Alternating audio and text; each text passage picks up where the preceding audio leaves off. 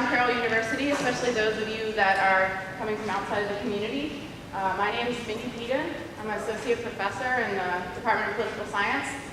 And this is our annual Swopus lecture. We've been doing it for 7 years now. It's named after one of our alums, graduate of 1970, Donald Swopus. And it is meant to bring people on campus who will talk to us about citizen activism. This year we sort of upped the ante quite a bit and got a national act, so to speak. And for that reason, in addition to thanking Cindy Swopus, who endowed this fund to the Political Science Department, I also want to thank a few other people, because it took a lot of people and a lot of money to get this event tonight. So first of all, I would like to thank the Environmental Studies program at John Carroll and Wendy Wiedenhoff.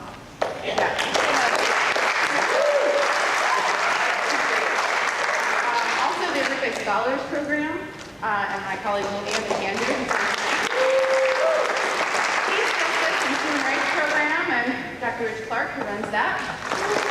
As well as, and this is just a personal plug, the Ride for Miles, if you've never heard of it, it's a nonprofit group that started after one of our colleagues, Dr.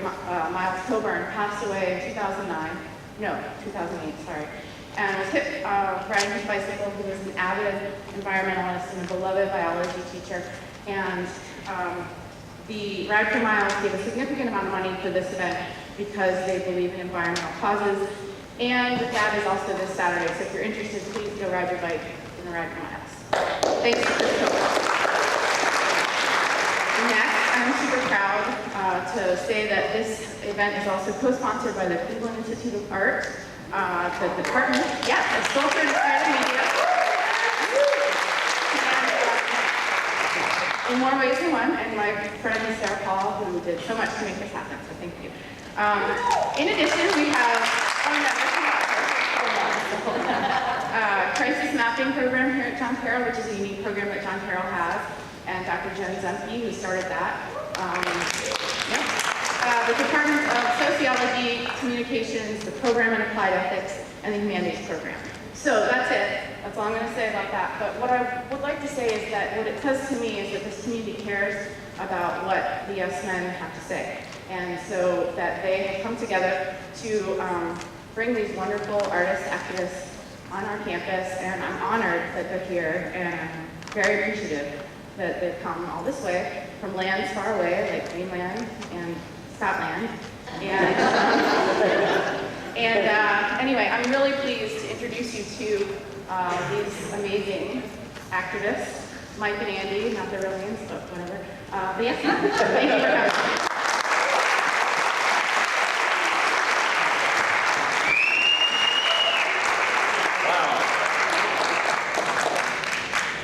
Thank you, Mindy. It's we have wireless mics. We can wander around as if it was a TED Talk or something. And you know those little earphone things to make it all complete. Thank you so much, Mindy, for organizing this. As you can imagine, pulling together all of those different groups to try to put on an event can be a real challenge, and we really appreciate it. It is the kind of thing that keeps us going. It's not just a bunch or a couple of weirdo activists, but also as an organization, because now we run a nonprofit organization that trains other organizations, environmental activists and social justice activists in the types of things that we've been doing. For many years, people have seen these actions that we're going to show you a few of tonight and asked us how they can do it for their cause. And, or how, at first they asked us if we could do something for their cause, and there's only 2 of us. So eventually we realized that we had to train more people. And so, as you're watching this presentation tonight, if it inspires you to think about an issue that's close to your heart, or an organization that you know that needs a little bump in publicity for one of their campaigns, realize you might be able to apply the knowledge that you see here in some way with our help through the new training program that we have that's called the incubator.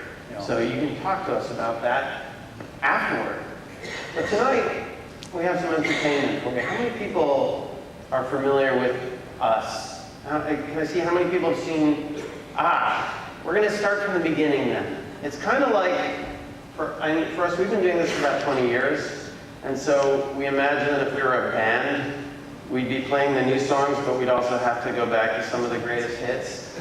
And that way you can, please the old fans as well as the new, or the future possible fans. We're going to try to corrupt you tonight and engage you in future actions. So, yeah, this is Andy, and I'm Mike. This is Mike. And the way we got started being the Yes Men was really by accident. A lot of people ask, how did you choose this career path? And the answer is usually it chose us. We didn't actually know that what we were doing could be a career until we started doing it. We basically had put up a satirical website that looked like the World Trade Organization's website, and it was mistaken for the real thing by a lot of people who wanted simply to get in touch with the WTO. Now, the WTO and the trade regimes it was trying to force upon the world were at the center of a lot of activism from all kinds of people who were concerned about not only the ethics, but the morality of an imbalance of power applied to something like global trade, where people on the receiving end of bad trade policies would have in poor places would often end up starving and desperate. Whereas, here we might not see the impact in as dramatic a way. There were people who were losing their jobs as a result of these kinds of trade policies, various free trade agreements that were being implemented around the world. So we wanted to act in solidarity with those organizations and those groups that were convening to try to block a large meeting in Seattle, a ministerial meeting of the World Trade Organization in 1999. And that's when Andy put up this fake website, and people started going. Yeah, like Mike said, we didn't choose this. It chose us. The movement, basically, globally, activists were focused on this meeting and this organization, the World Trade Organization. It's a bad organization. It basically has as its charter to allow corporations to do what they want without interference with government, based on a certain theory that makes sense. But it's not the worst organization. It was just the focus of everybody's attention then, and that's why we focused on it too. And specifically, as Mike mentioned, there was this global push to shut down the meeting, the 1999 meeting of the World Trade Organization. And that was what everybody was focused on. It was getting a lot of, what's this called? Momentum. Momentum, thank you. I'm a bit jet lagged. I actually was in Greenland 2 days ago. But it was gaining a lot of momentum, and we wanted to kind of, we were doing other things. We were doing a few other projects and trying to figure out ways to use our natural propensities to mischief to good political ends. And so when this came up, we just thought, well, what can we do? And what we could do was not go to Seattle for one reason or another. We didn't actually go there to be part of the protest, but we were playing around with copying websites and stuff, or I guess I was. But we were both into it, and we decided to try that for the WTO and make a fake website for the WTO, just for the hell of it, just to see what would happen. It was a fake website that looked identical to the real thing, and nobody was doing this in 1999. Now it just sounds dumb, because you can go file, save as, and make a copy of the website. But back then it took a little trickery, so people weren't used to it, and when they saw it, they were kind of amused. And the content of the website was entirely satirical and just made fun of WTO policy. But to our surprise, a lot of people would go there and not actually read the content. They would just go to it and actually think it was the real thing, and then click contact and email us. At first, various questions intended for the WTO, questions about world trade, that they wanted answered, and we would do our best and try to answer them. It's easier than you think. It is easier. Basically, all you need to do to answer questions about global trade from the WTO's perspective, or the, any free trade policy, like, neoliberal perspective, is to get the basic idea of it, which is if you just let corporations do what they want, let the wealthy do whatever they want with their money without interference from government, things are going to be great for everyone. That's the theory. So based on that, we could pretty much answer any question at all. We instantly became global trade experts, and in fact, we knew that we were good at it because people who asked questions often would subsequently come back with an invitation to attend a conference. And at first, we didn't know what to do with that. It took us months of kind of sitting on some of these requests to go to attend a conference before we realized that we could send someone. They always asked for the Director General of the World Trade Organization, and eventually realized that we could email them back and say, we can't send the Director General, but we'd very much like to send a substitute. Not really saying that we weren't with the WTO, but that we'd send somebody who would represent the WTO better than they usually represent themselves. And it turned out that people accepted these invitations, and that's how we started to go and physically represent the WTO. Now, how do you do that? How do you become the WTO? We'll show you. This is the second conference we attended as the WTO. This was a textiles conference in Finland, full of textiles professionals from corporations, from universities, there to learn various things about textiles. And we were the WTO, the body in charge of global free trade, speaking about what we would do with textiles if we could. And basically giving the world the message of the WTO through textiles. And, I'm afraid I've got a password problem. I have. Here, yeah, you take this. This is, we wanted to make this very active and physical, so we're, trying to control our projector using ways. All right, so this video is from our first movie, which was called The Yes Men, which came out in 2003. Yeah. In a world where the headquarters of a company might be in New York, Hong Kong, or Espoo, Finland, and the workers are in Gabon, Rangoon, or Estonia, how does a manager maintain proper rapport with the workers? And how does he or she ensure from a distance that workers perform their work in an ethical fashion? I'm about to show you an actual prototype of the WTO solution to two major management problems of today. Now, we all know that not even the best workplace design can help even the most astute manager keep track of workers. What you need is a solution that enables complete rapport with workers, especially when they're located far away. Mike, would you help me a moment?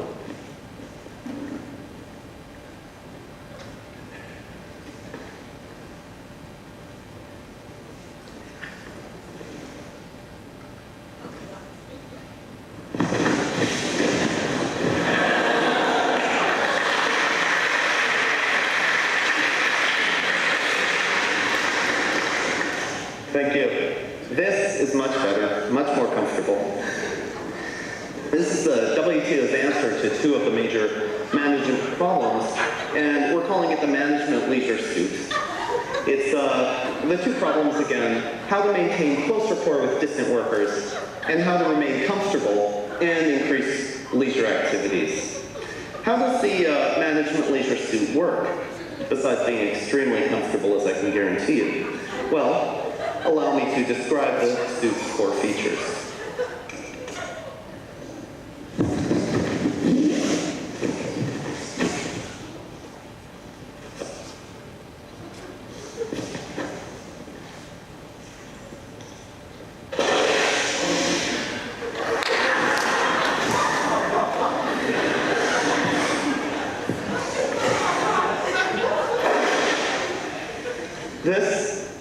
This is the EVA, the Employee Visualization Appendage. It's an instantly deployable hit-mounted device with totally hands-free operation that allows the manager to see his employees directly right here.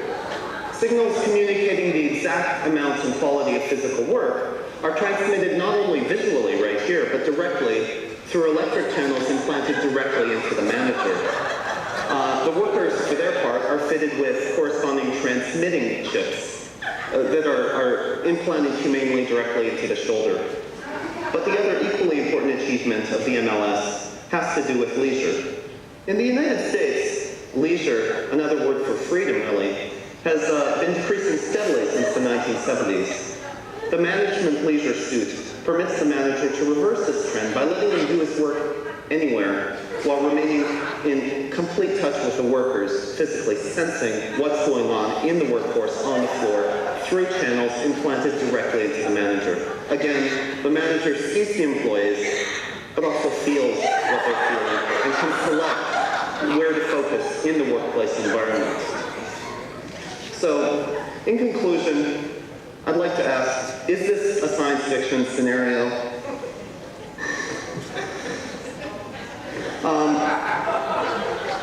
The answer is no.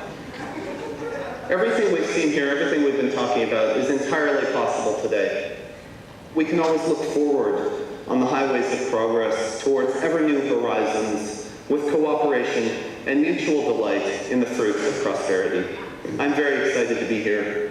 Thank you very much.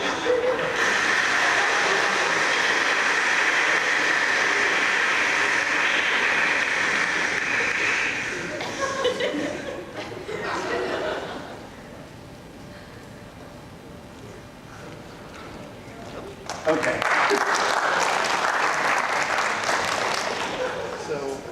So if you want to see the entire scene from that, you can look at our first movie, which is called The Yes Men. And, you know, I think it's on YouTube, in addition to probably being in libraries and on those paid services like iTunes. But anyway, it's worth noting that in the current context here, that really faith-based groups played such a major part of that anti-globalization movement that in the end succeeded. It really succeeded in derailing the goals of the World Trade Organization. You know, the World Trade Organization was set up along democratic frameworks that I think were always meant to fail, essentially. But by banding together the least developed countries, we're able to eventually overcome and block most of the policies that were being implemented by the richer countries like the United States. And as a result, today we have a whole host of other agreements that are no longer being carried through by the WTO because of the way this global system works. They're trying to always come up with ways around whatever's blocking. And so now we have things like the TTIP and the Trans-Pacific Partnership. So other multilateral organizations that are not global that exclude the smallest and poorest countries that otherwise were banding together to block. So it's an interesting success story because by acting as part of a very large movement, we were able to find our small role and find some utility in this kind of flamboyant activism. Yeah, and that's a thing that we've discovered again and again throughout the years as we've worked with different things, is that movements, we join movements as they already exist and try to add our weird little bit of flamboyant activism, and that the movements always seem to succeed. A few months or weeks or years after we've been with them, we find out that they've won. And that makes us wonder, do movements always win? And it seems like they do, almost always. The next video might be the one exception so far, but it will win, it just hasn't yet. So there are two ways that we work, usually. One is to indulge the sort of nightmare vision of the world that becomes funny in the context of satire, right? Like Jonathan Swift created this thing called A Modest Proposal, a few hundred years ago now, in the late 1700s, where he proposed that the Irish solve their hunger problem by eating their babies. This was a pamphlet that was published in England at the time. And what he was doing was making fun of the way that the English government was actually starving people in Ireland, because at the time that they were having that famine in Ireland, there were crops that were being exported still, cash crops. It's the same issue as the one that was being addressed hundreds of years later in the context of the anti-globalization movement and the protests against the WTO. Basically, it was a protest against basic human rights, and I mean, a protest for the basic human rights of the Irish, who were being denied that food, the grains that were being exported because they simply fetched a higher price and they didn't have the money to buy the food. And this is one of the big fallacies of many of the famines that we see around the world even today. The idea that the famine is caused by lack of food, when actually it's often caused by lack of money. It's that people don't have the money to be able to buy the food. And everywhere where there's a famine, rich people are not starving. It's just the poor who are starving. So this is something that Jonathan Swift made fun of by creating this satirical pamphlet. And we work in those traditions, and that's really what the Golden Phallus is about. It's about visualizing in a kind of over-the-top comic way that power relationship that the WTO represented. But we realized, in part because we didn't really get a response from that action from the direct audience, that we had so much power in that room that we could have announced anything we wanted. And so why would we want to announce the nightmare vision when we could also use that power to promote a utopian vision, to promote the world that we'd like to see, a world that's more equitable, a world in which there are fair trade rules or just trade rules instead of trade rules that just benefit the people who have money. And so it happened that we were thinking about that idea when we got approached by some activists who've been working on one of the legacies of the largest industrial accident in history, which was the Bhopal catastrophe. It was an accident that happened in 1984 when a Union Carbide chemical plant exploded and caused overnight the death of about 8,000 people and caused hundreds of thousands of people to need lifelong medical care in Bhopal. It's considered the largest industrial accident in history. And we ended up being asked to help with a problem that they were having. Union Carbide had been sold to Dow Chemical almost 20 years later. And the activists on the ground wanted people to remember that legacy, to remember that Union Carbide was now Dow Chemical. Because a lot of them suspected that what Dow was trying to do was escape its liabilities while gaining the assets of Union Carbide. So Union Carbide had become kind of a tainted brand, and they thought maybe they could wash it, they could like launder it by simply making it part of Dow. So the activists wanted to promote the idea that Dow was buying it to make sure that people knew that they were the ones responsible and to hold them accountable. So when we were coming up with an action, we had to figure out what the biggest bang would be, how we could get the most attention. And we'd had experience of announcing a number of kind of dystopian, ugly visions of the way things are that are just slightly exaggerated, really, like what you just saw. And yeah, audiences don't react to that. We even, at one point, spoke as the WTO on TV, and I was a representative accidentally invited onto CNBC's Market Wrap program. And I just tried to be as evil as I possibly could, and nobody on the program even noticed. And none of the watchers noticed, and they just thanked us for being on their program. There's more stories associated with that. Like one of my opponents was an activist with a great organization that we later consulted for another action. But we went and visited him and showed him that TV spot in which he was and I was, and he watched it and he just shook his head and, that idiot. He still didn't recognize us. He was sitting with the same guy in the I room. put my face next to the TV. In a way, it's always, these things are kind of a psychology experiment as well. Yeah. You know, seeing how much people can recognize somebody or recognize somebody out of context when they're introduced as somebody else. Yeah, it's very strange. But then, so then when we found ourselves with an amazing opportunity to speak as Dow, we decided to take the other approach, a completely different approach, which you'll see. This came about because we had set up a fake website, basically, for Dow Chemical Corporation, talking about the Bhopal catastrophe in a kind of nasty way. But to our shock, on the 20th anniversary of the Bhopal catastrophe, which was 2004, the 20th anniversary, a week before that, we got an email from a researcher, a young researcher at the BBC, I think an intern, who came to our website instead of the real one and asked us if we, Dow, had a statement to make about the Bhopal catastrophe on the 20th anniversary. And they're used to a very simple answer from Dow, which is no. We have nothing to say, we're not responsible, we don't want to talk about it. So they were completely surprised when instead they received an effusive and very grateful and happy yes. We absolutely have a lot to say. And we wouldn't tell them what, but this is what happened. Oh God. Oh God.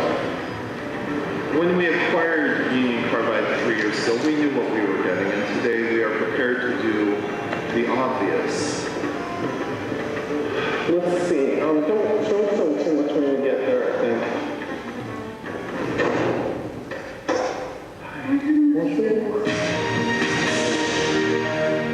And you're watching BBC World, our main headlines. The world's worst industrial accident is being remembered in India today. It's 20 years since deadly gas leaked from the Union Carbide chemical plant in the city of Bhopal. At least 18,000 deaths are attributed to the leak, and many local people say that contamination has never been properly cleared up. Yeah. Should I typically just look right into the camera? The factory still exists here, and that's been a real problem for people living here locally. I mean, the site, I've been into it, and it's full of toxic waste. People who are living in these houses, they've all got a story to tell about that day 20 years ago. Many of them lost members of their family, and they say that they're continuing to suffer because of the tragedy. And they're saying somebody needs to answer for this. Legally, what they're saying is they want to pursue the company who will try and clean up the site. But whether the company will accept liability seems doubtful. Well, joining us live from Paris now is Jude Finistera, who's spokesman for Dow Chemicals, which took over Union Carbide. Good morning to you. A day of commemoration in Bhopal. Do you now accept responsibility for what happened? Steve, yes. Today is a great day for all of us at Dow, and I think for millions of people around the world as well. It's 20 years since the disaster, and today I'm very, very happy to announce that for the first time Dow is accepting full responsibility for the Bhopal catastrophe. We have a $12 billion plan to finally, at long last, fully compensate the victims, including the 120,000 who may need medical care for their entire lives, and to fully and swiftly remediate the Bhopal plant site. Now, when we acquired Union Carbide 3 years ago, we knew what we were getting, and it's worth $12 billion. $12 billion. We have resolved to liquidate Union Carbide, this nightmare for the world and this headache for Dow, and use the $12 billion to adequately compensate the victims. Jude, that's good news that you have finally accepted responsibility. Some people would say too late. It's 3 years and almost 4 years on. When we acquired Union Carbide, we did settle their liabilities in the United States immediately. And we are now, 3 years later, prepared to do the same in India. We should have done it 3 years ago. We are doing it now. And I would also like to say that this is no small matter, Steve. This is the first time in history that a publicly owned company of anything near the size of Dow has performed an action which is significantly against its bottom line simply because it's the right thing to do.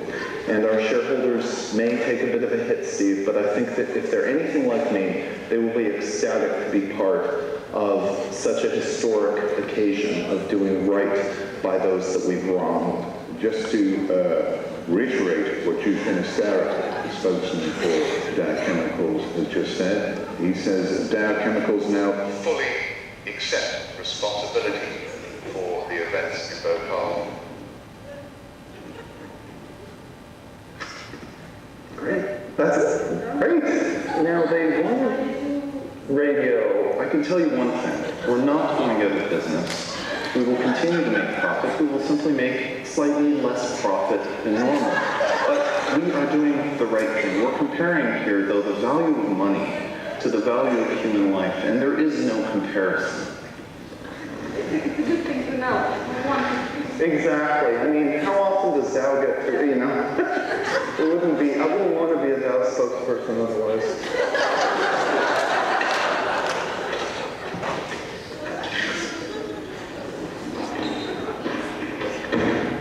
Oh my God. Oh my God. I'm going to have a serious nervous breakdown. Dow accepts responsibility for Bhopal, spokesman. Where is that? In Reuters. Congratulations, your appearance. Everyone here at BBC cheered. It's over now and it's still headline news. Hello, this is Jude. Who has said that? Perhaps they're not in communication with the Dow leadership. Hello? Yes, this is Jude Finisterra. Sure. Right. Sure. Right. Let me just, yes, could I ask you to hold for a minute? Okay, thank you. They know. It's just basically complaining, right? Well, I wouldn't say it's a hoax. It's an honest representation of what Dow should be doing. This morning, a false statement was carried by BBC World regarding responsibility for the Bhopal tragedy. The individual who made this statement identified himself as a Dow spokesperson named Jude Finisterra. Dow confirms that there was no basis whatsoever for this report.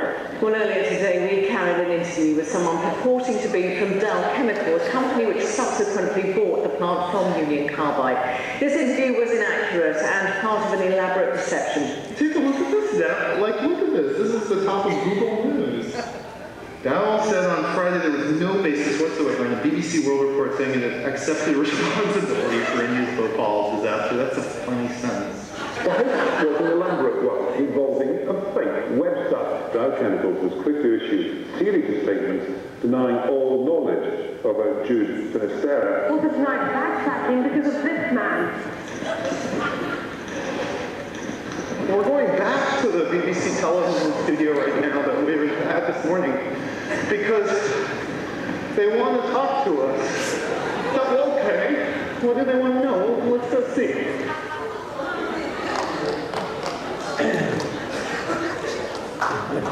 Okay.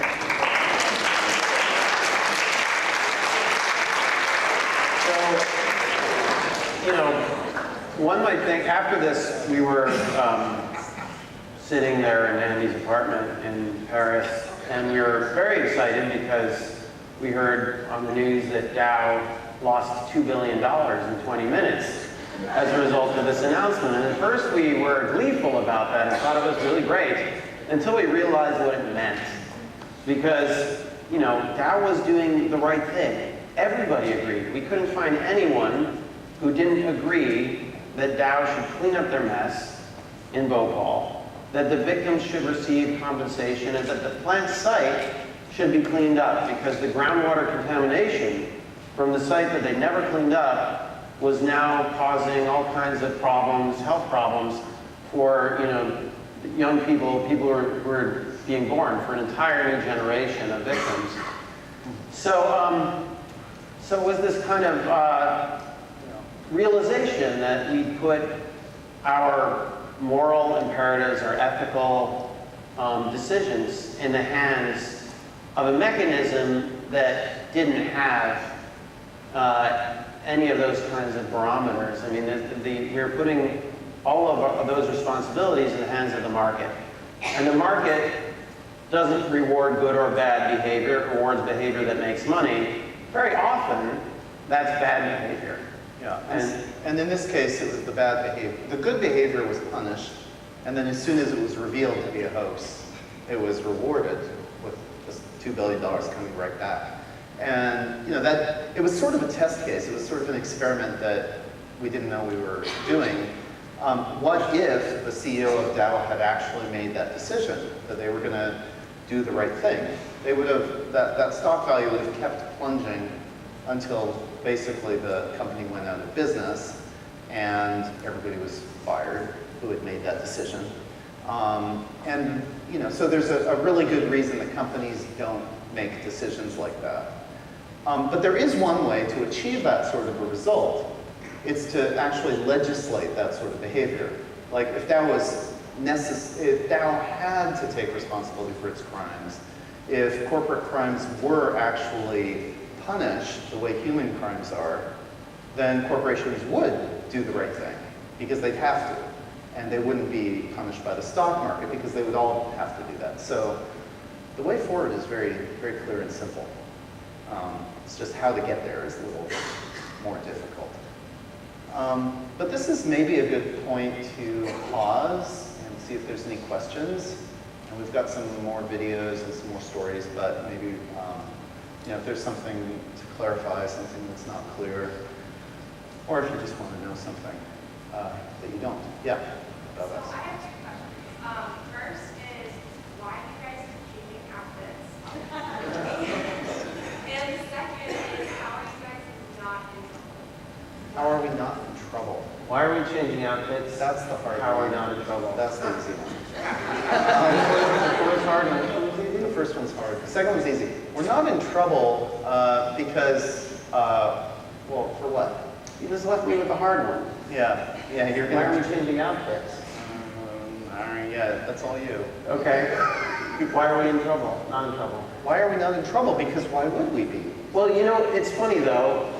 We're not breaking any laws, right? That's one thing. A lot of people look at this and they assume we must be breaking a law. Well, we are breaking laws, probably.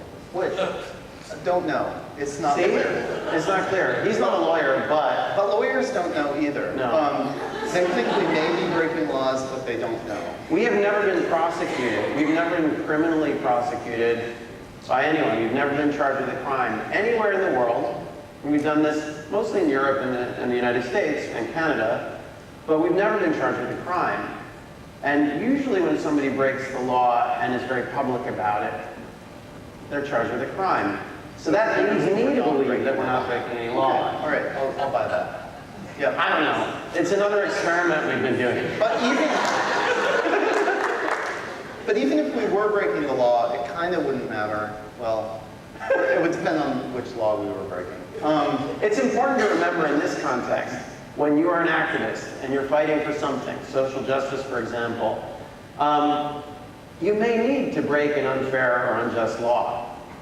It may be your moral imperative to break that law. Right. Martin Luther King was arrested something like 33 times. He is an outlaw. There are many people who are arrested even more than him. Nelson Mandela actually spent decades in jail. So all of these people that we think of as our heroes, a lot of the women who fought for the vote, suffragettes, spent a lot of time in jail. They were all outlaws. And so what we're doing compared to them, we're just trying to do something that's worthy of that history, And as much as we try, we can't seem to get arrested for it. And we're not even sued. That's not true. We're sued. Well, we're sued once, but not really much. Let's show them the video. Yeah, okay, afterwards. But We're sued basically kind of once. I'll just give it away, kind of.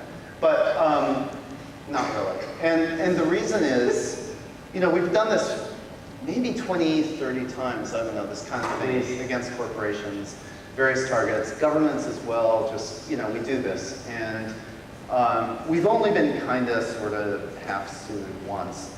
And, you know, the reason is there's another court besides the court that you can be sued in. And you can be sued whether or not you're breaking the law, like they can sue you for anything.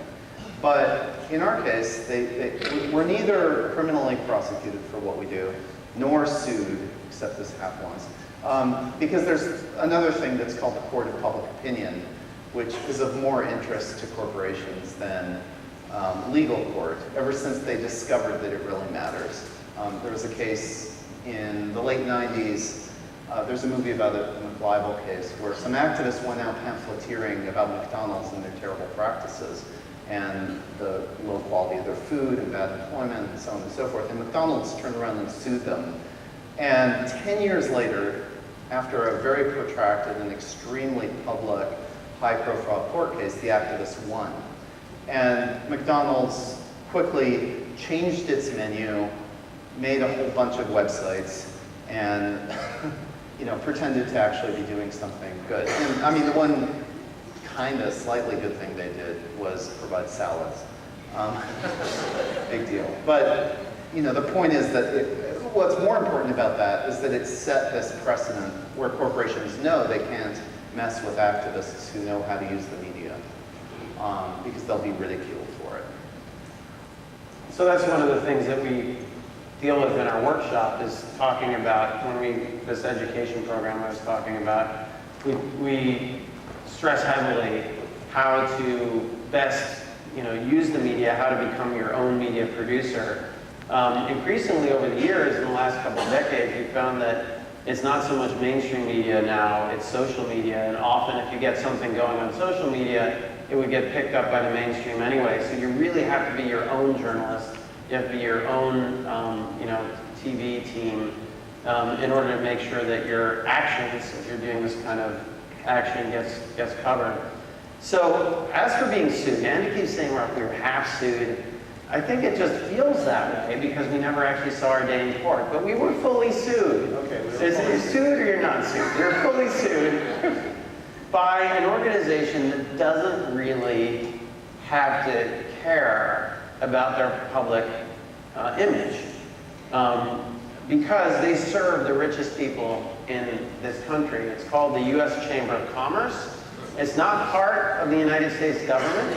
It's a lobbying organization. They have an office right across from the White House in a big building that looks like a government building. They're imposters. They're pretending to be with the government, but they're not. And so they sued us. Well, because of this that you're about to see. This is an excerpt from our newest movie. I know, the shirts. We just, you know, this is like part of, what is this called when you deflect the question and you move on? Bridging. Bridging, yes. I'm glad you asked that question about shirts, because we often have to change our costumes, as you'll see in this video right here. I'm talking about global warming. We all know what's up. Our carbon emissions are making the planet get hotter, and the weather is going bonkers. That's scary enough. But if we keep doing what we're doing, scientists tell us that our whole climate system will likely spiral out of control. Food systems will collapse, and civilization will crumble. That's crazy, but what's truly insane is we could fix it.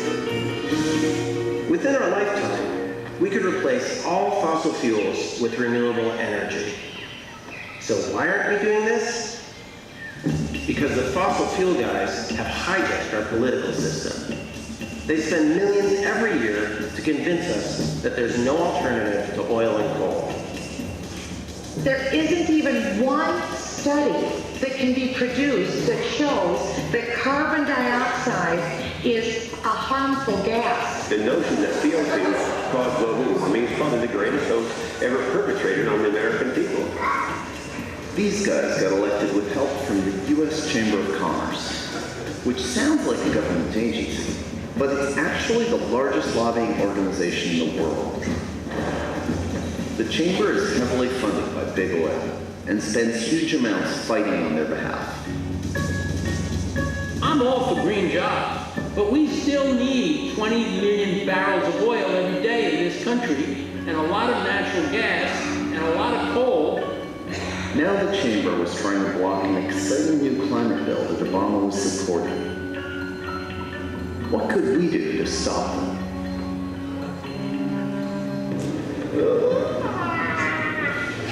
Today's momentous decision indeed comes after a difficult period in business and slightly.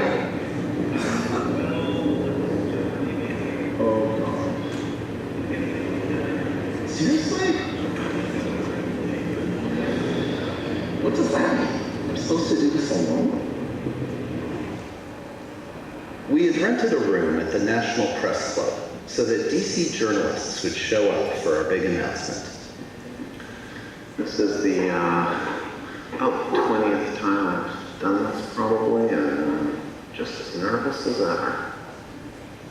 Thank you for coming today. Today, the Chamber is announcing a decisive step forward for the future of American business and the free enterprise system itself. To speak to this issue, I'd like to introduce you Mr. Nico Semba, Chamber spokesperson, and speaking on behalf of the economy. Thank you very much, Sheila, and a good day to everyone. In business, as in life, we sometimes don't look ahead. Climatologists tell us that if we don't enact dramatic reductions in carbon emissions today, we could begin facing the propagating feedback loops of runaway climate change, which would mean a disruption of food and water supplies worldwide, with the result of mass migrations, famine, and death on a scale never before imagined. Needless to say, that would be bad for business. There is only one sound way to do business, and that's to pass a strong climate bill quickly. What we need is simply a carbon tax. Mother Nature means business, and we do too. A reversal on climate change from the U.S. Chamber of Commerce. The U.S. Chamber of Commerce is now getting ready to throw its weight behind strong climate legislation. And wants a carbon tax, if you will. Andy was impersonating the chamber at the National Press Club, but since I was running late, I went to distract them at their actual offices.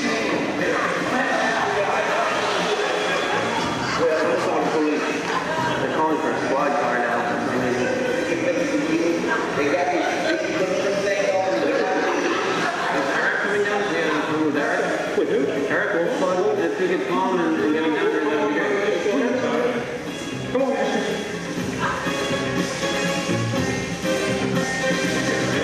Dave Darbolt from the Washington Post. Is there a sense in you guys that this is an inevitable thing that you should get in to try to make? Okay, I'm Eric Wolfschlegel. I'm with the U.S. Chamber of Commerce. This is not an official U.S. Chamber of Commerce event. I don't know what pretenses you're here, but this is a fraudulent press activity and a stunt. Who are you really? Do you have a business card? Are you with the U.S. Chamber? I do. Can I see your business card? Can I see yours? Are you here representing the U.S. Chamber of Commerce? Yes, I am. Okay, well, I work there, and you do not look familiar to me at all. Could I see your business card? Yes, I am. This guy does not represent the U.S. Chamber of Commerce. No. If you would like to have a press conference, you can have your own press conference. What is your official title? I'm the assistant to Mr. Donahue. Okay. This guy is a fraud. He's lying. This is, a stunt that I've never seen before. So if you'd like to actually talk to the legitimate Chamber of Commerce, I've got my business cards outside. This gentleman, I will assure you, does not have any business cards, and he's not legitimate. Show me your business card now. Show me yours. It's so weird I'm sorry, do you rented this room? Yes. You're going to have to refund us? Fraudulently. It's fraud. It's illegal. Sir? All right, so the U.S. Chamber is denying it. All right, so maybe not. The U.S. Chamber of Commerce says it was victimized. Victims of a hoax by environmental activists. Apparently it was a hoax. Either there is a group or some people or a person. Is there any involvement of the White House whatsoever? The White House today was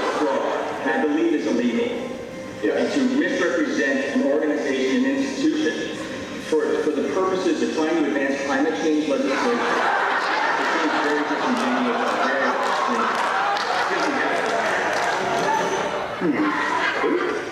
What was the point that you were trying to make? Without a strong climate bill, the U.S. will be behind the rest of the world, will be the laughingstock of the world, and will be dooming the planet. Does it get to the point where you almost need to do something like this to get the attention for something you think is legitimate, otherwise the story won't be told? No, I don't think it's the only way to do it.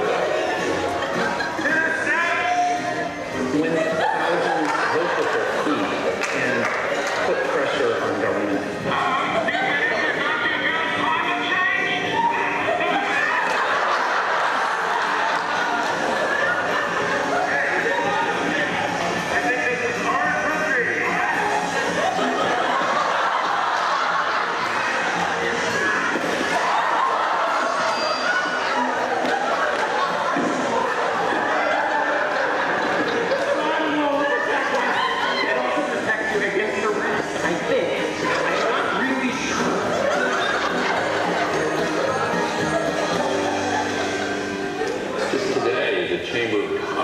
Changed positions, not courtesy of the yes men in Washington a few weeks ago. But they're now saying, surprisingly to me, and I'm glad about it, that they want to solve the climate crisis. They want to get legislation.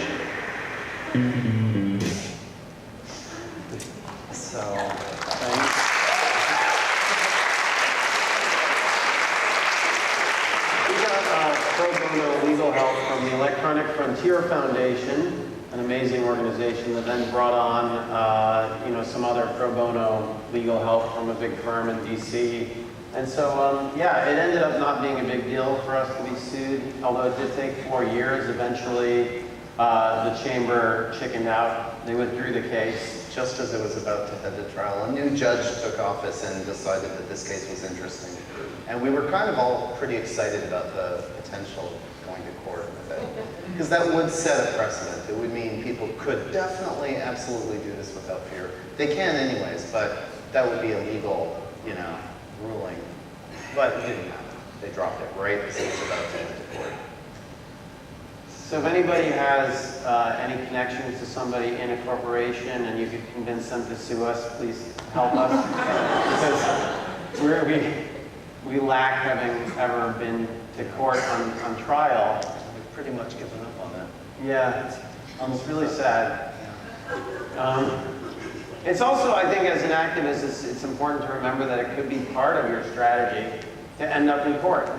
Ending up in court might not be such a bad thing if there's an issue that you really care about and you want to talk about. And again, if you can use the media, if you're able to engage with the media and tell them why you're there in court. Yeah, and an example of that that's really great if you're interested is Tim DeChristopher. If you go to bidder70.org, you'll read about this guy who single-handedly stopped the sales, and it's a long story, and I'll let you research it on your own, but he went to court and has, through that trial that he went through, and the statements around it and all the publicity that came of that, transformed the culture of environmental activism to make it more radical. The Sierra Club changed position and came to advocate nonviolent civil disobedience and getting arrested, which they were shying away from before. So it's a very powerful thing to do. But we've never been able to. Other questions? Yes? Have you ever tried to make it seem like you were a part of the State Department or DOD? The Department of Energy is the Department of Defense. Defense. Well, we have not. We were going to. We were going to. So we never listened to lawyers, except really occasionally. And we were, we should show you. Yeah, we'll show you a video. We had this opportunity.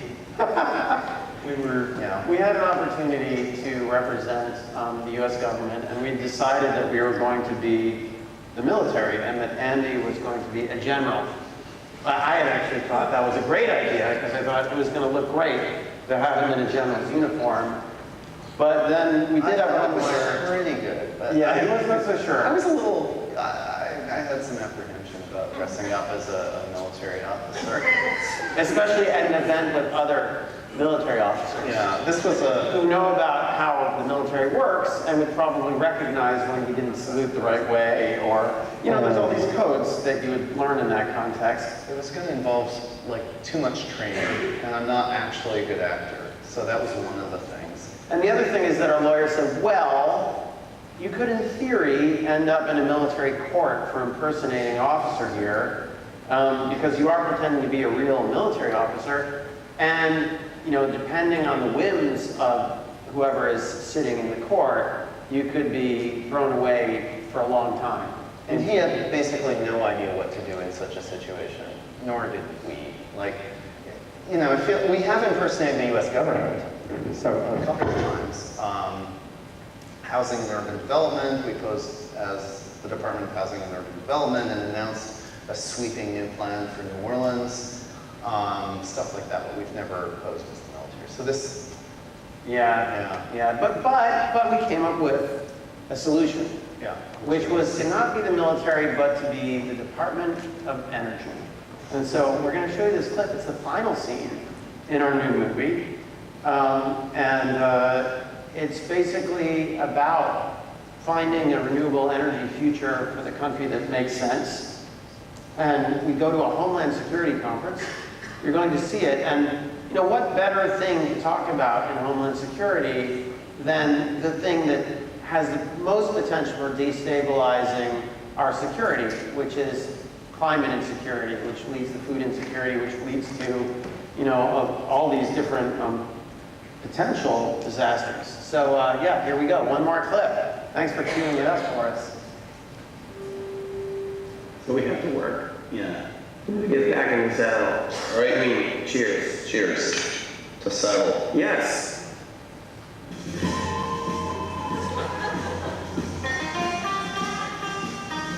We knew there was a way to pull the plug on big oil. But we needed some help. Ever since we met Gitz, we wanted to do something together. Posing as government bigwigs, we would infiltrate a Homeland Security conference and announce that the USA was outlawing fossil fuels and replacing them with renewables. And the best part? The new wind and solar power plants would be owned by native tribes as partial reparations for genocide. To actually have white people wearing bands that say native headdress instead of a feather, a windmill, this is us making fun of the American ideal of what it is to be Indian. This would truly be a second Thanksgiving. I told the conference that I represented General Colin Powell, and they were pumped to have him speak. So our speakers are ready just to have a word that General Colin Powell is coming to speak to us, and he's bringing a couple of colleagues. General Powell, of course, would not show up, but his colleagues were nearly there.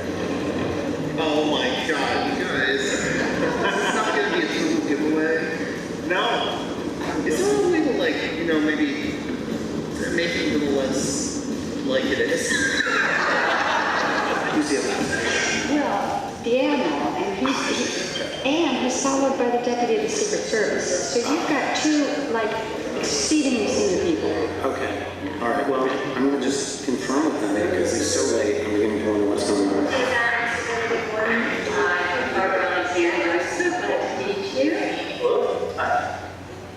I'm nervous.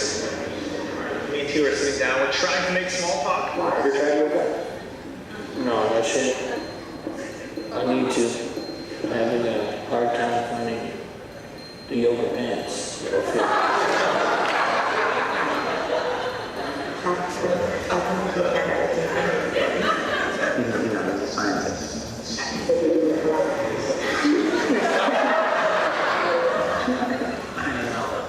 It's a bad hair day. These guys weren't exactly tree-hugging eco-freaks. We had an aspiring Republican congressman, a two-star general, lots of defense contractors, and weird security guards in trench coats. How would they react to an energy revolution? Our first speaker is Undersecretary of Policy Implementation at the Department of Energy, Mr. Benedict Waterman.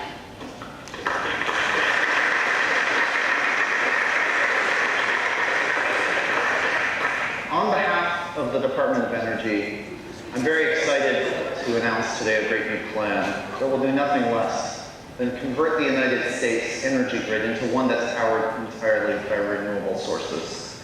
As the dire reality of climate change becomes more and more inescapable, people will take the future into their own hands, and historically we know that popular resistance is a force that can only with difficulty be countervailed. A revolutionary energy program today is easier than a real revolution tomorrow. By 2030, America will produce 100% of our energy from renewables, establishing us once again as a global leader in confronting the supreme challenge of climate change.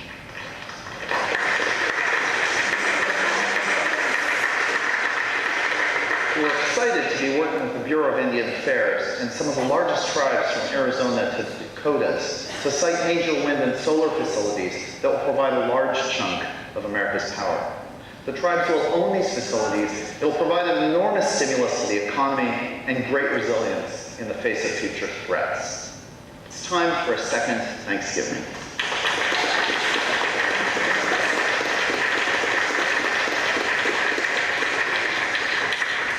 I am Dana Slowhorse. I'm the Director of Industrial Development at the Bureau of Indian Affairs. I am a member of the Lenape Nation, and joining me is my nephew here. He's a fire chief, a war chief, a water chief, and he's actually also a midwife, helps young mothers.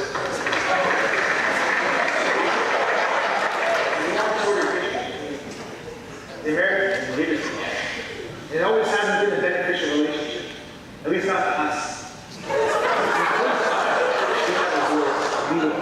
We own this energy production, and that's progress. And the world is a strawberry blossom, a brighter future. We will give something to our children. There's a lot of work done on benefits. I want to acknowledge that. That's what I actually want to kill this here. I tend to hide myself. Get this here.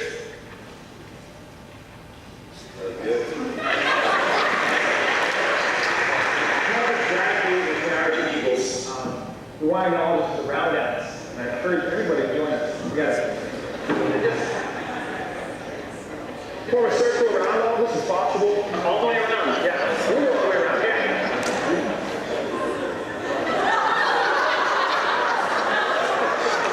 Ladies and gentlemen, excuse me. I composed a song for this occasion. I made a simple song so we can sing it together because it's not just my song, it belongs to all of us. Way up, hey! Way up, oh! Way up, hey! Way up, oh! Way up,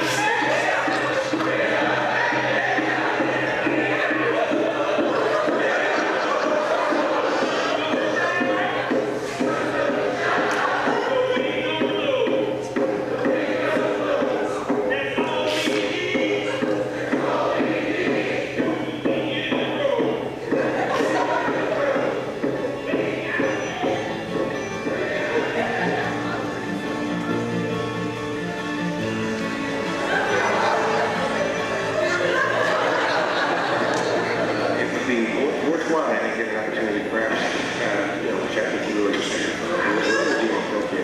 what kind of effect do you expect this to have in the chat on the today? This is ultimately going to benefit the economy tremendously. Good. Thank you. Thank you so much.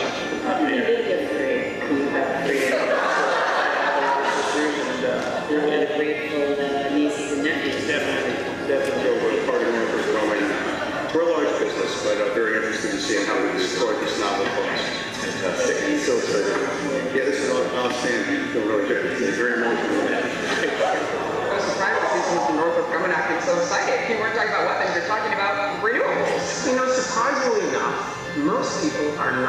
megalomaniacally insane. People who work for Northrop Grumman, and if they're given the opportunity to do what they actually believe in their hearts is the right thing, they go with it. The fact that we can get all these people that we think of as being from the dark side, but dance in support of renewable energy, is that there are very few people who actually want us to continue on this fossil fuel path, and we have to force our leaders to actually do what we need them to do, and then people will follow, except for a few oil companies. Thank you, God. Don't forget that song on, you sing it anytime. And getting a room full of defense contractors to dance for energy revolution actually change the world? Not on its own. But what we realize is being part of something much bigger than ourselves is the only way to keep going. And that's how we're going to win this fight.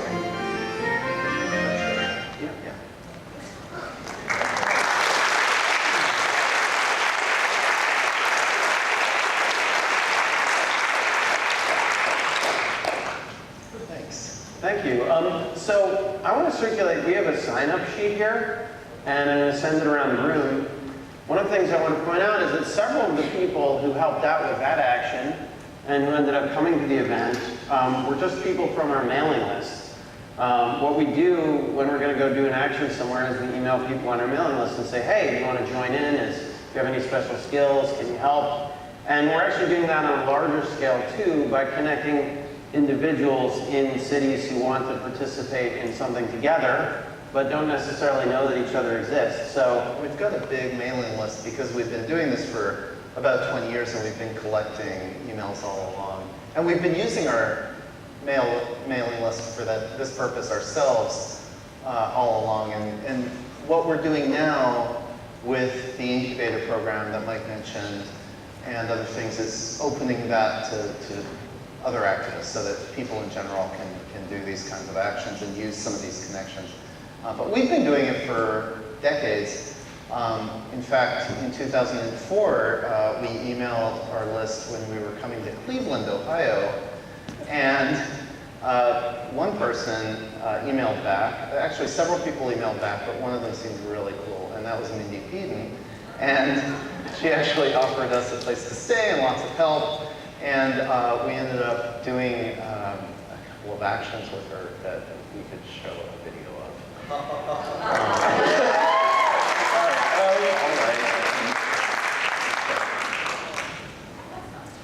All right.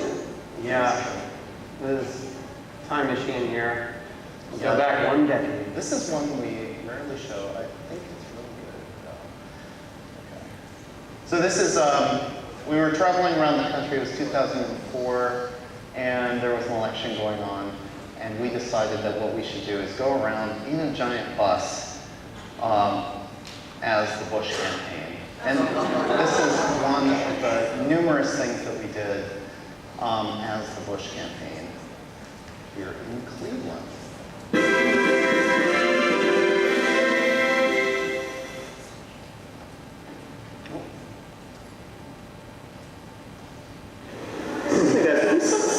Supporting Bush's environmental policies. Excuse me, would you be able to sign a petition supporting Bush's environmental policies? Supporting it? Yes. I'm in support of George Bush. Well, first of all, take this, please. Okay. You know this global warming thing? It's going to lead to a new ice age. The way a lot of liberals cast that is a big problem that we've got to send Kyoto Accords to reduce American industry, SUV emissions, and all that. But Bush thinks that global warming is actually in our favor. We're talking about the concept of pollution as a weapon. Global warming stands to benefit all of us in the United States, and it's going to be detrimental to our competitors. And the U.S. is uniquely positioned in the world not to suffer from that. It's the rest of the world. For example, Europe's supposed to freeze over as a result of global warming. China is supposed to turn into a desert. Japan is supposed to get inundated. The U.S. is going to do fine. It's going to be temporary ice age anyways. The Pentagon has a plan that you'll see in the paper to pump massive amounts of greenhouse gases into the atmosphere and increase global warming again. The Defense Department has already talked about building a hydrofluorocarbons machine that will essentially pump massive amounts into the atmosphere. We're going to warm up a little bit, but you know, here, who's going to complain about a warmer winter in Cleveland? We don't have to retire to Florida. All right,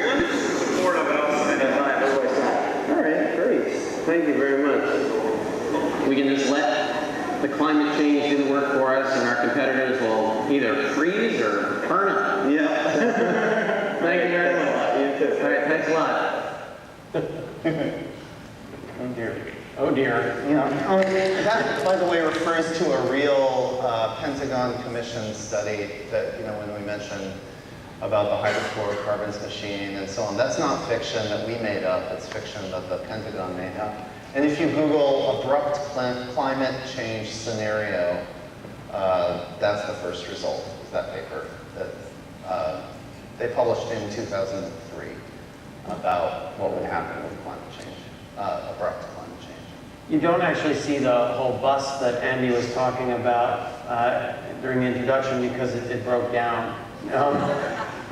Just outside of Cleveland, the bus broke down. So we spent some time here waiting for the bus and going around, and we just thought we'd ask people to sign petitions in support of Bush's policies, which at the time were to do nothing about global warming. In fact, to deny that it was a problem or would ever be a problem. Which the Republican Party is still doing. Yeah, they're still strangely doing it today. So, are there questions? Yes. Two things. One, I'd like to thank you for your role as Sacred Clowns, and I appreciate what you do.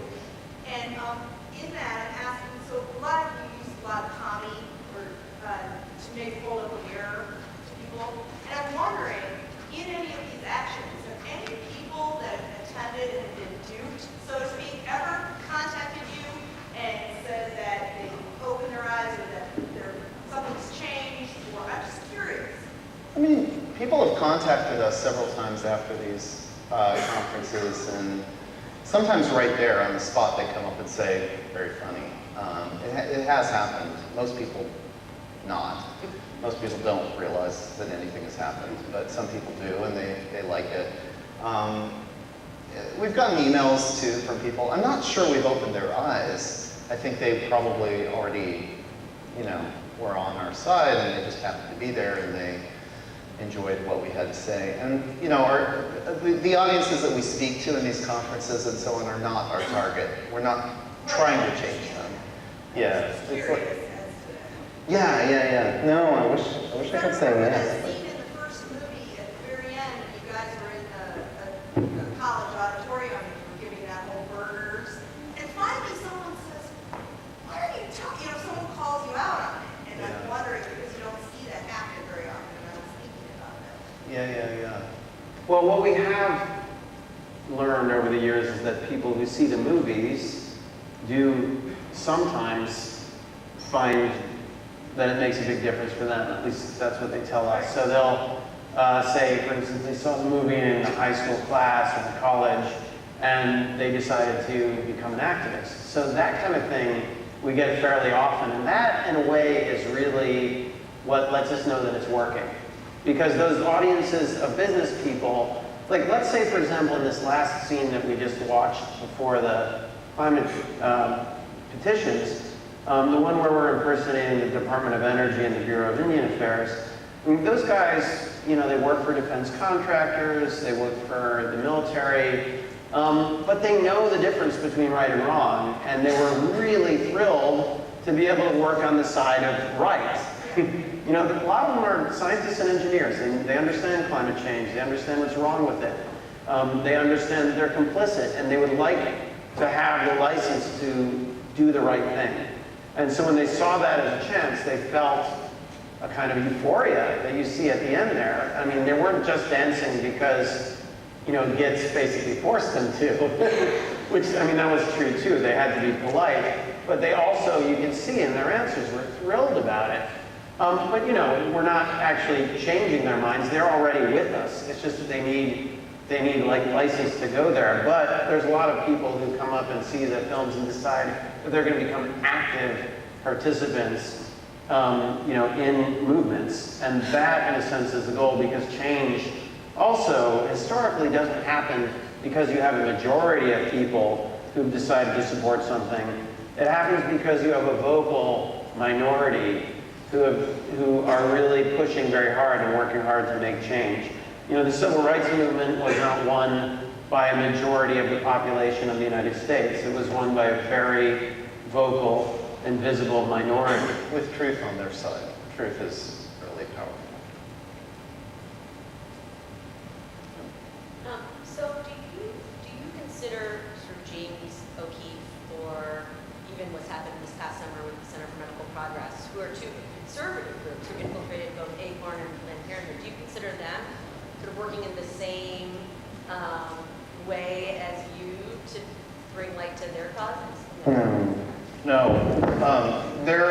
So these are James O'Keefe and cohorts are these activists who they're best known, I think, for the, well, maybe now they're known for other stuff, but the Acorn Pimp, where they posed as people going to Acorn, a prostitute going to Acorn asking for advice on how to get funding or something. I can't remember what it was. It turned out that the video that they released, which did successfully raise outrage about Acorn and get it defunded in Congress, effectively destroying it, that video was heavily edited, and what it showed didn't actually happen. Governor Brown of California ordered the release of the full footage, and that showed that they had just basically concocted it. And that's their modus operandi. They just invent shit. And it's not like, that's not our tradition. Our hoaxes are intended to be obviously fake after an hour or a day or whenever they're revealed. And the result, the headlines about the hoax are what's important, not the hoax itself. The hoax itself is just basically an excuse to give journalists to write about important things. And it works that way when it works. Sometimes it doesn't work, but when it works that way, that's how it works.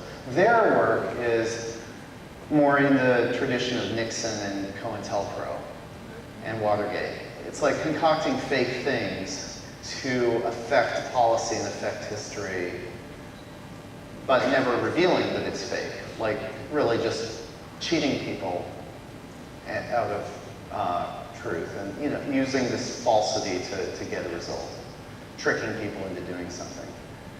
So they're actually pretty much opposite. They both involve costumes.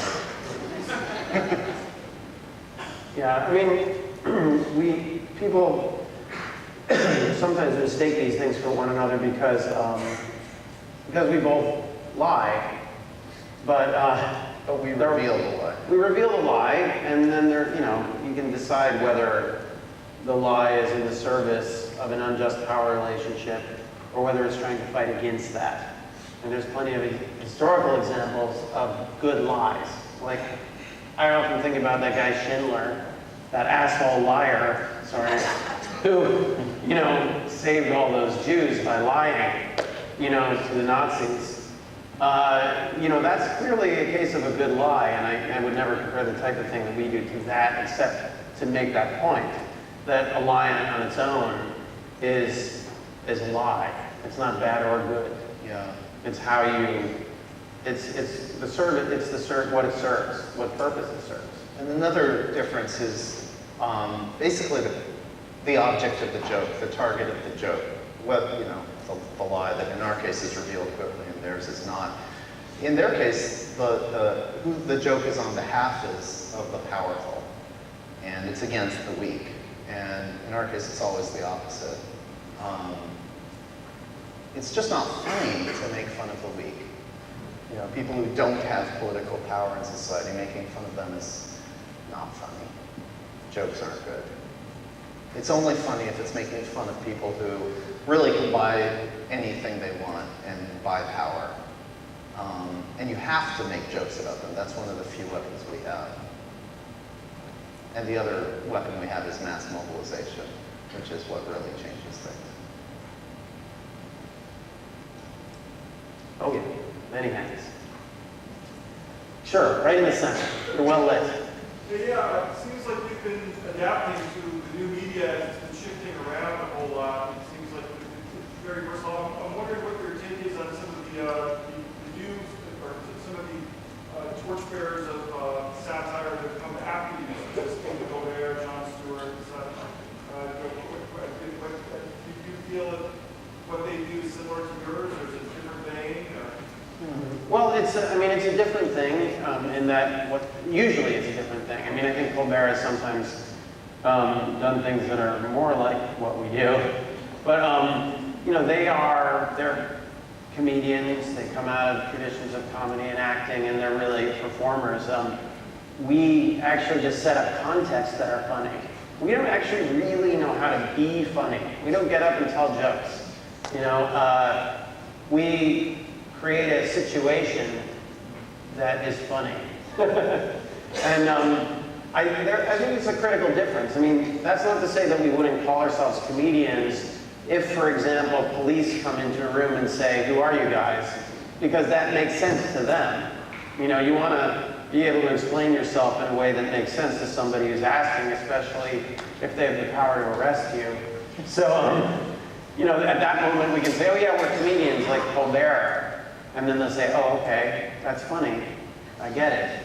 But really our practices are a little bit different. I mean, we're a little closer to, you know, the things that like LEG and, you know, I mean, there's a whole tradition of people who've done this kind of mischievous, satirical interventions. And that tradition actually goes back to even before we can remember.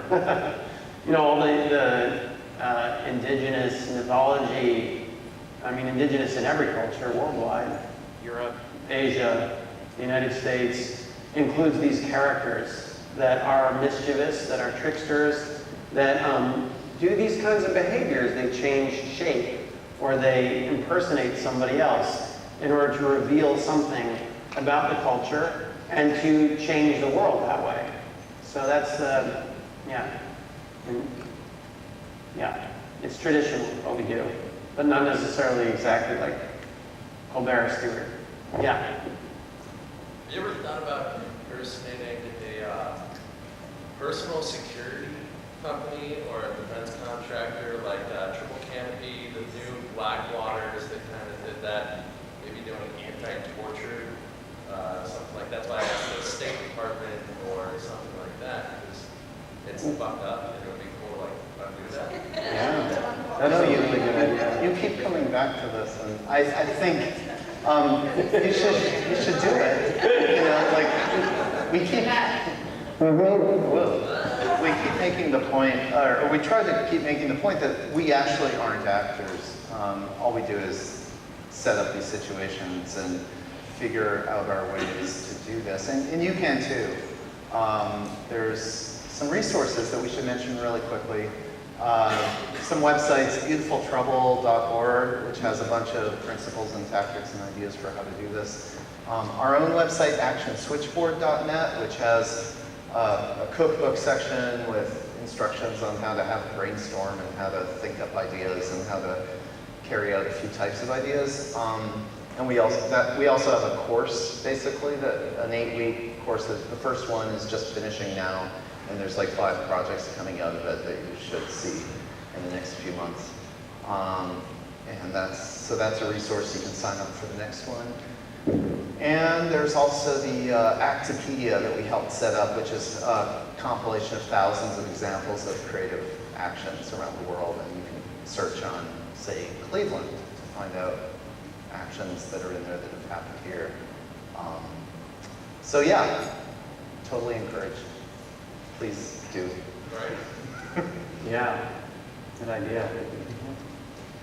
Yes, in the back. Have you done or thought of doing anything related to the subprime 2008 recession?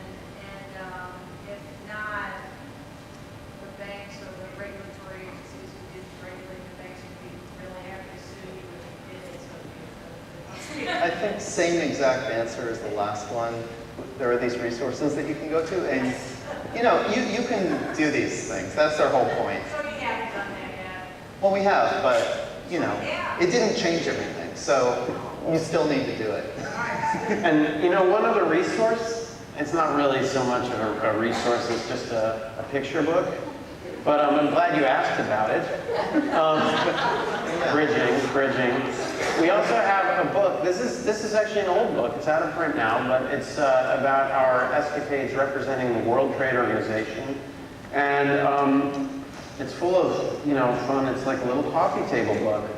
And today we have a special price on this for $10, and we'll sign it with any name that you like. You know, and so yeah, normally it's $14.95, but since, you know, it's on sale today because we don't want to carry them around everywhere with us. They're really heavy and glossy and shiny and beautiful. So anyway, this is also how we, you know, we keep supporting this kind of work, and I want to just once again call out Mindy for having organized this, and of course Sarah Paul, who's providing us with accommodation, and another old friend who we're crossing paths with again. And it's really excellent to be here at this place, at a place that actually has a mandate to consider the morals and ethics of, you know, our policies, and not just to gloss over that and, you know, follow capitalist imperatives, which, you know, so many places do now. So many universities simply value the cultural imperatives that are associated with capitalism right now. And it's actually really nice to be at a place where that is not the bottom line. So, yeah, that's, I guess, just to wrap it up, because I think it's getting on in the evening, probably have things to do. Yeah, it's refreshing to be at a place like this. It's considering those issues at the core.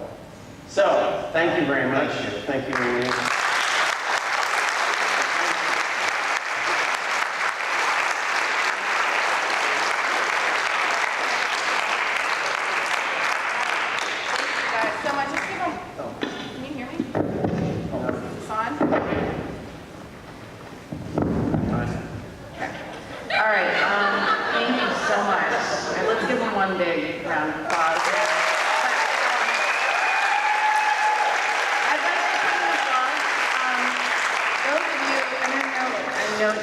Students and this community is interested in these issues. And so for that reason, we also have a workshop tomorrow that they're going to be hosting from 10 to 12, which is more or less open, although it might be kind of a full room, in which you can bring your own ideas, because the title of the workshop is Making a Media Spectacle for Your Cause. It will be above the Dolan Auditorium, for those of you that know. And again, I'm honored that you all are here. And thank you on behalf of the Political Science Department and all of you.